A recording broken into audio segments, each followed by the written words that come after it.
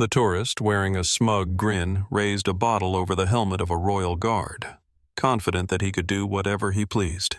He thought it was all just a show, that the soldier was nothing more than a prop for entertainment. But his fun lasted only until the very moment the guard took his first step forward. The crowd gasped, cameras shook, and within hours the moment had gone viral on social media. What happened next, no one saw coming. The sky is blanketed with thick gray clouds. A light drizzle settles on the pavement, making it treacherously slick. The air smells of damp stone, asphalt, and the morning coffee that tourists lazily sip from paper cups. A dense circle has formed around the royal guard. Some hold their phones at the ready, others chatter loudly, discussing their itinerary. But everyone has the same goal: to photograph the guards. They stand motionless, like statues, unfazed by flashing cameras or brazen antics. Some tourists get too close. A laughing child waves a hand in front of a guard's face, while a man in an expensive coat hesitates, reaching toward the soldier's bearskin hat, only to withdraw his hand at his wife's disapproving glance. Someone giggles and wonders aloud if their rifles are real. They don't understand, or they pretend not to. At the center of this restless crowd stands Lieutenant Edward Hastings, a representative of the Royal Guard. He is tall, broad-shouldered, and absolutely unwavering. His uniform is immaculate, buttons polished to a mirror shine, a crimson tunic pressed to perfection, spotless white gloves. On his head, a massive bearskin helmet, its black fur slightly damp from the drizzle but still commanding respect. But most striking of all, his eyes, cold, steely, locked onto a single point ahead. He doesn't see the crowd, doesn't notice the jeers, the shouts, the desperate attempts to snap a close-up photo. He doesn't react, because that is his duty, his honor, his purpose.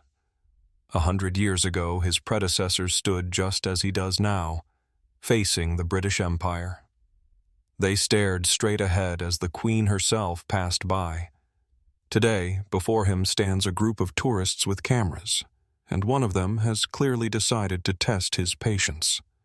Mike Banner, a textbook American tourist who believes the world exists purely for his amusement. He wears a bright red jacket with massive letters spelling I London, a baseball cap emblazoned with the logo of some football team, and worn-out jeans.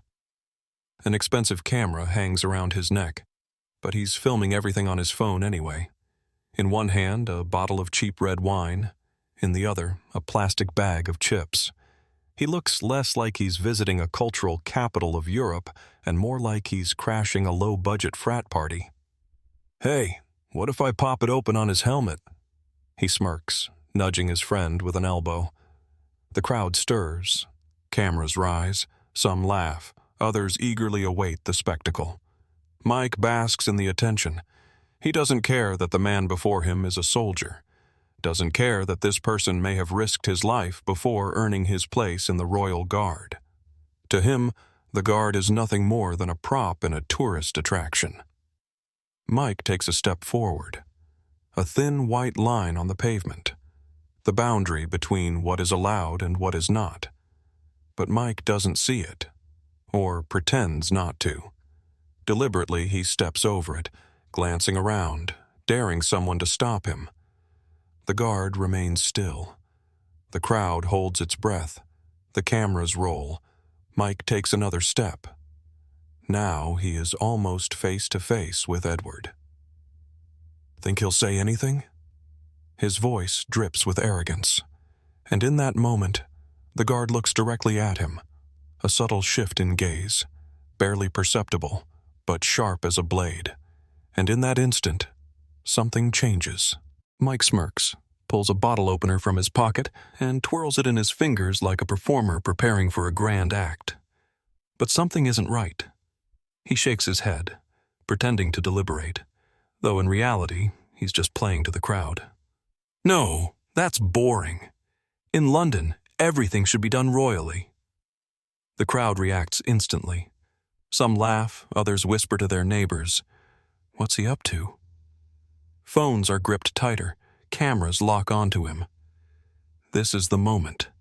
He feels like the main attraction, soaking in the anticipation in their eyes, their silent craving for something reckless, something forbidden.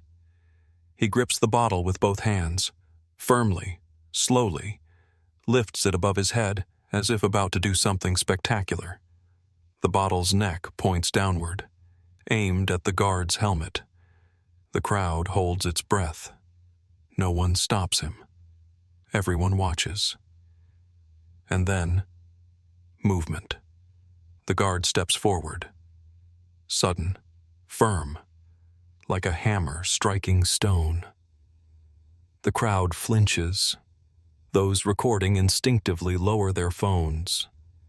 A few people exchange stunned glances. No one expected this. Everyone thought the guards would stand still no matter what. But this one moved. Mike staggers back, but quickly regains composure, trying to act as if he's still in control. The guard extends his arm, pointing at the ground before him. "Step away from the Royal Guard, now!" His voice is firm, steady, leaving no room for argument. The crowd is silent. No threats, no shouting. Yet the sheer force in those words makes even the most carefree tourists understand. The game is over.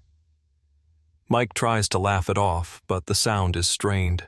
He looks around. People aren't laughing. No one's backing him up. Many are watching with clear disapproval. "He crossed the line," someone murmurs. "This won't end well," another agrees. Some tourists instinctively step back, sensing the moment has shifted from playful to serious. But Mike can't just walk away, not after commanding all this attention, not with the cameras still rolling. He needs to save face. He takes a sharp step back, as if retreating, and then he throws the bottle, right at the guard's feet. Glass shatters against the pavement. Red wine spills, spreading like blood. For a few seconds, there is only silence. This is the last straw. Shattered glass settles on the pavement in tiny fragments, reflecting the pale light of the overcast London morning. Red wine seeps into the cracks between the gray stones, creating a sinister image, as if blood had been spilled at the guard's feet. The crowd holds its breath. No one laughs. No one speaks. In this moment, it becomes painfully clear. The joke has gone too far. Edward takes another step forward. This time, his movement is slow, deliberate, calculated, every detail precise, every second measured. He isn't rushing. He doesn't need to. This moment belongs to him.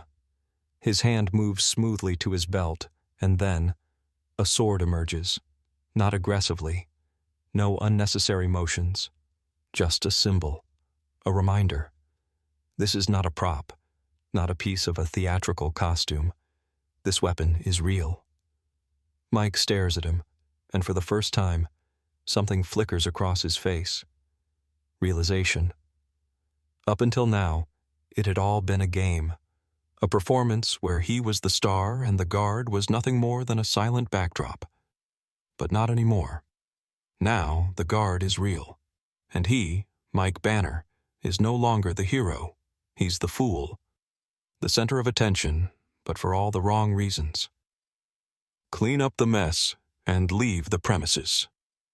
The guard's voice is cold as winter air, sharp as a gunshot, completely devoid of emotion. Mike swallows hard. He tries to play it off, glancing at the crowd, searching for support. But there is none. No laughter. No one recording for entertainment anymore. They're all watching him with disapproval. Shame. Slowly, he bends down and starts gathering the glass. His hands tremble. He works fast, clumsy, desperate to escape the crushing weight of all those eyes on him. Shards slice his fingers, but he doesn't stop. He doesn't dare look up. Dozens of cameras remain pointed at him, but he's no longer the performer. He's the spectacle. "Violation of royal protocol. Security. Take him." The officer's voice rings out from the gates. Mike freezes. His hands are still in the glass, but he doesn't move. From behind the massive iron gates, 2 police officers step forward. They don't rush. They don't need to. They know their target isn't going anywhere. They walk past the silent guard without exchanging a single word. Even they know he has already said everything that needed to be said. Mike slowly rises to his feet. His face is pale. He doesn't crack a joke. He doesn't try to explain himself. The crowd erupts into applause. They aren't clapping because Mike got what he deserved. They're clapping for the guard, for his patience, for his unshakable composure. "That's right! Respect the tradition!" someone shouts. Some clap too loudly. Some give a thumbs up. For once, the crowd isn't craving chaos. They're showing respect. Mike is led away.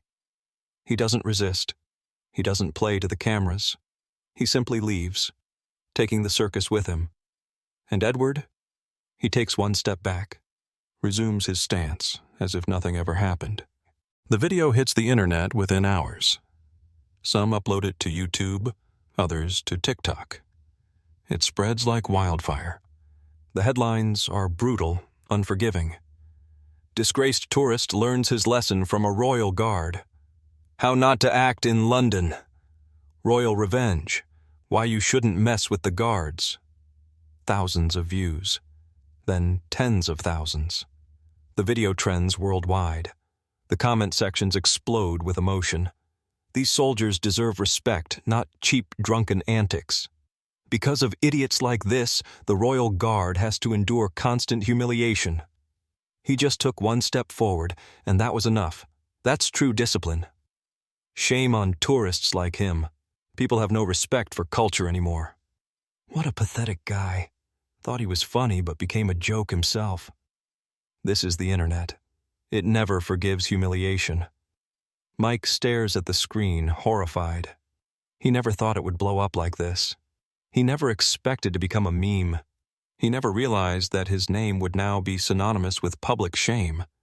The next day, he appears in some low-tier vlog, his face tired, his voice tense, his eyes filled with frustration and fear. It was just a joke. People are overreacting. This isn't fair. He tries to explain himself. It doesn't work. The comments are even harsher than before. A joke? Smashing a bottle in front of a guard's face is a joke? Just accept it. You made yourself look like a fool. Next time, think before turning a historical site into a circus. The verdict is final. Mike Banner is now the face of tourist disgrace. And Edward? He simply returns to his post, adjusts his gloves, resumes his stance. Once again, motionless, as if nothing ever happened. Because in the end, the Royal Guard remains unshaken.